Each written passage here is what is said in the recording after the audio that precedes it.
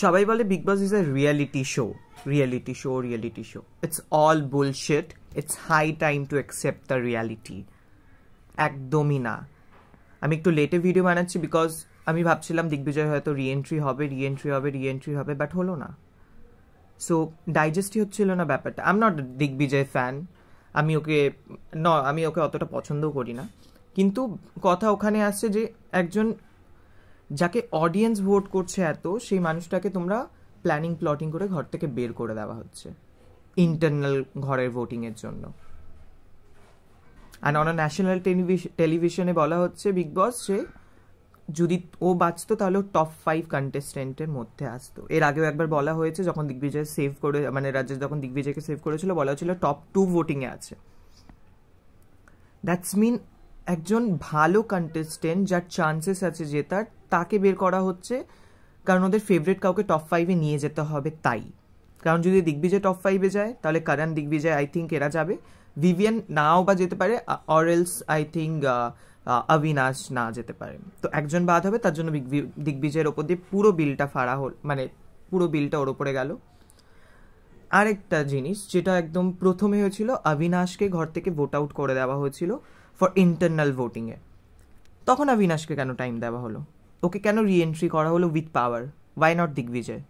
যেই শোটা ডুবে যাচ্ছে, টিআরপি নেই, ফ্লপ হচ্ছে যেই সিজনটা, সেই সিজনে দিগ্বিজয় অ্যান্ড কশিশকে আনা হলো অনলি বিকজ অফ টিআরপি, কারণ ওদের ব্যাপারটা বড্ড চলছিল। ওই দুটো মানুষকে তোমরা লিটারালি ইউজ করে ইন্টারনাল ভোটিংয়ে ঘর থেকে বের করে দিলে, তাহলে তো কোনোদিনই কেউ জিতবে না। কোনো ভালো যাদেরকে অডিয়েন্স পছন্দ করবে কোনোদিনই জিতবে না। আমি এতদিনে বুঝতে পারি যে অডিয়েন্স লাভ, যারা অডিয়েন্স যেই মানুষটাকে দেখতে চায় তারা জেতে না কেন। It's all planning, it's not a reality show. It's high time to accept that reality.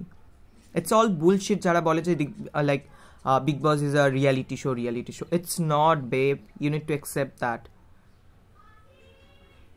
It's my god, মানে আমি ভাবতে পারছি না কি হচ্ছে এটা বিগ বসে, মানে ভাবা যায়? আর মানে এরপরে কেউ দেখবে না। সিধা সাপটা বলে দিক, ইটস অল ফেক শো। তোমরা আসো টিভিতে দেখো, ভোটিং লাইন খোলার দরকার নেই, ভোট করবো না আমরা, আমাদের টাইম ওয়েস্ট করবো না আমরা, আমাদের 1.5 ঘন্টা 1 ঘন্টা পার ডে দেবো না, উইকেন্ডে 2 ঘন্টা দেবো না। বলবে তোমরা ইটস আ রিয়ালিটি শো, করবে তোমাদের প্ল্যানিং। আর আমি এটা বুঝতে পারছি না, এর আগে বিগ বস এত ইনভলভ ঘরে থাকতো না, এইবার কেন বিগ বস এত ঘরে ইনভলভ? কে কোথায় চুগলি করছে না করছে, এর কথা ওকে বলে দিচ্ছে, ওর কথা ও তো নিজেই মানে চুগলিখোর হয়ে বসে আছে বিগ বস। কেন বলবে?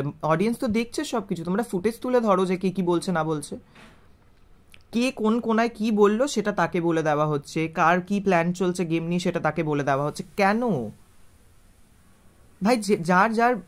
যে যেমন করে খেলছে তারা তেমনভাবেই খেলুক, তোমার অত ইনভলভ হবার কি দরকার আছে? লাইক লিটারালি মন উঠে গেছে বিগ বস থেকে।